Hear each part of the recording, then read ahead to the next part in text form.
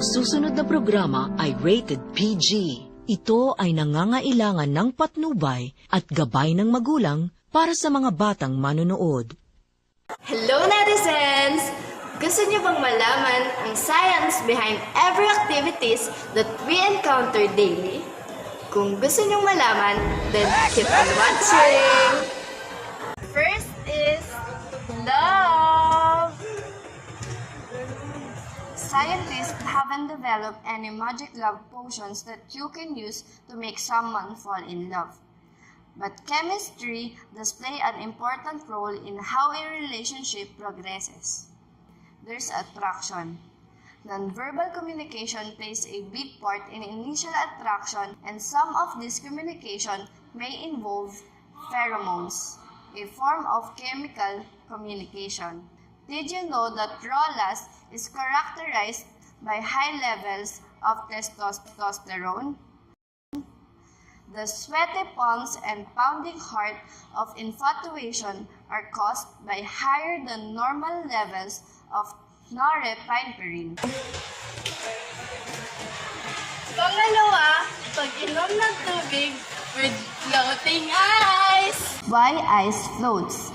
A substance floats if it is less dense or has less mass per unit volume than other components in a mixture.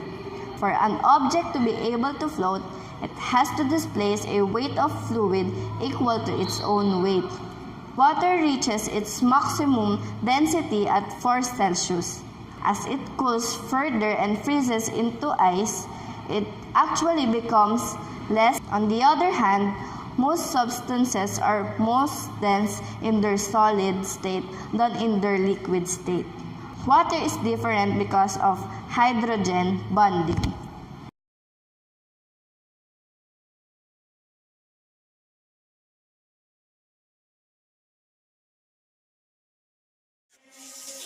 Pangatlo, washing of hands. Soaps are sodium or potassium fatty acid salts produces from the hydrolysis of fats in a chemical reaction called saponification. Each soap molecule has a long hydrocarbon chain, sometimes called its tail, with a carboxylate head. In water, the sodium or potassium ions float free, leaving a negatively charged head. Soap is an excellent cleanser because of its ability to act as an emulsifying agent. An emulsifier is capable of dispersing one liquid into another immiscible liquid.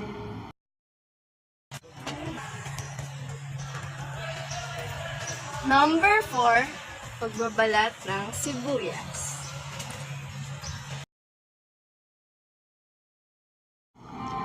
Unless you've managed to avoid cooking entirely, you've probably experienced the burning and tearing from vapors that cutting up an onion produces.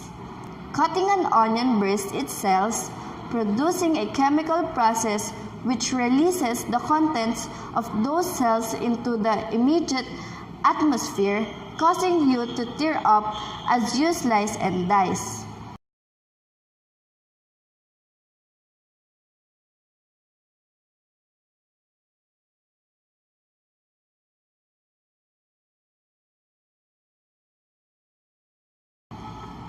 Amino acids sulfoxides form sulfenic acids as you slice into an onion. These enzymes, which were isolated, are now free to mix with the sulfenic acids to produce propanethyl X oxide.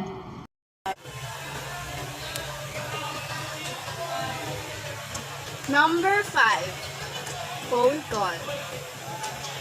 Hello. Oh, kilala mo ba yung Aya Sabado?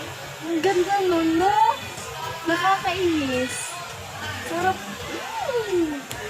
Oh, sige ba?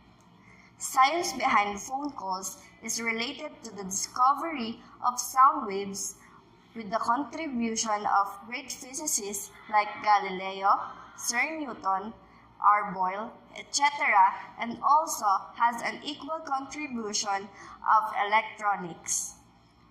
When a person speaks into a telephone, the sound waves created by his voice enter the mouthpiece.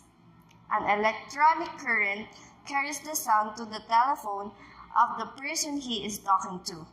A telephone has two main parts.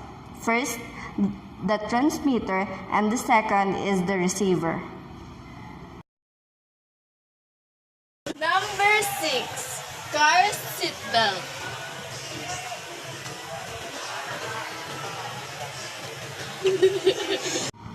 Have you ever noticed on which principle does your car seatbelt work?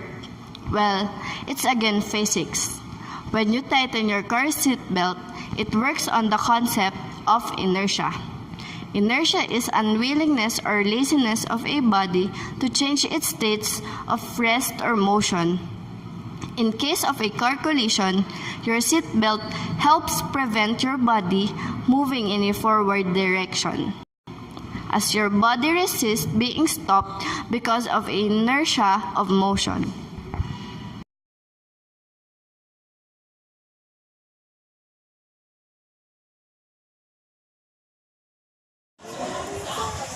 Number 7. Walking.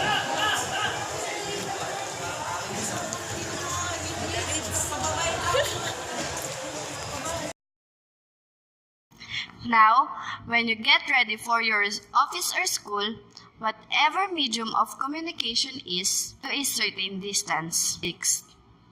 While you have a walk in a park or on a tar road, you have a good grip without slipping because of a roughness or resistance between the soles of your shoes and the surface of the road. This resistance, which is responsible for the grip, is called friction or traction.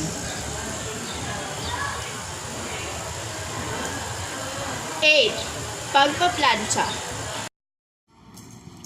Right after you wake up in the morning and start preparing for your school, office, you need an iron cloth, and that's where physics comes into play. The steam iron is such a machine that uses a lot of physics to make it go.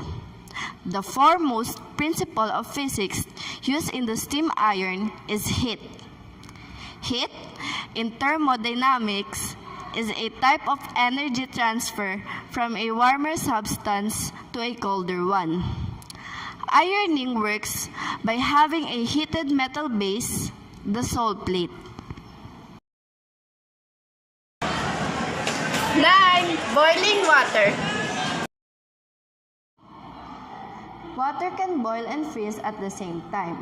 Seriously, it's called the triple point, and it occurs when the temperature and pressure is just right for the three phases of a substance to coexist in thermodynamic equilibrium.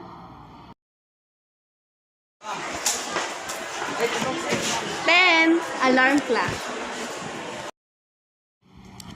Physics gets involved in your daily life right from you wake up in the morning. The buzzing sound of an alarm clock helps you wake up in the morning as per your schedule. The sound is something that you can't see but hear or experience.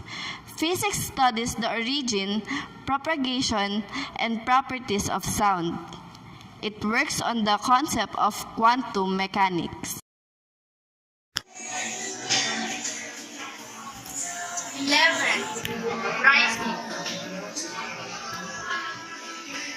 Whether you are at your workplace or in your school, a ballpoint pen is your weapon. Had physics not been there, you would not have able to write with a ballpoint pen on a paper.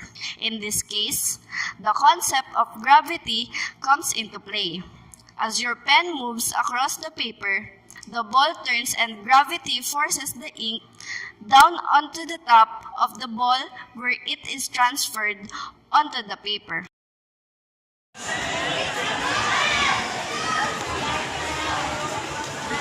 Number 12. Using earphone. When you get tired of work or studies, listening to music comes handy. Have you ever thought, how does your earphone work? Well, it's again because of the physics. The concept of magnetism and sound waves are involved in the science of your earphone. When you plug your earphone into an electrical source, the magnet in your earphone creates an electromagnetic field which ultimately results in sound waves. So ngayon, netizens, ay yung mga ilang everyday activities that involve science. So sana marami kayong natutunan. At kung nagustuhan niyo itong video, don't forget to give it a thumbs up.